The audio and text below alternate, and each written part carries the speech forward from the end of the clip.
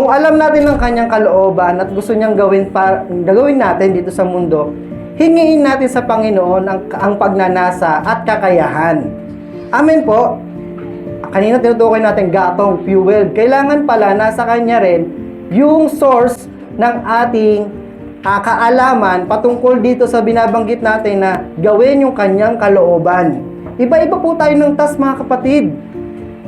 Iba-iba po tayo ng tungkulin. At lahat ng mga Kristiyano, ako naniniwala, lahat ng mga Kristiyano, yung totoong tumanggap sa Panginoon, meron tungkulin yan na gagampanan.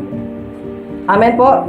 Kahit sa loob ng tahanan, kahit sa church, kahit sa school, kahit sa trabaho, meron tayong gagampanan. Ikaw na at ang Panginoon na mag-uusap noon. So, ang tinutukoy ko lamang po dito, mga kapatid, yes, i-work out natin yung ating kaligtasan, pero kahit ang mga bodybuilders, napapagod din yan at kailangan magpahinga. O, tapos din, kahit nagugutom din yan, kailangan may source din yung kanyang katawan. So, ganun din ang ating espiritu. Kailangan meron ding source, meron ding supply na magawa natin yung kalooban ng Ama.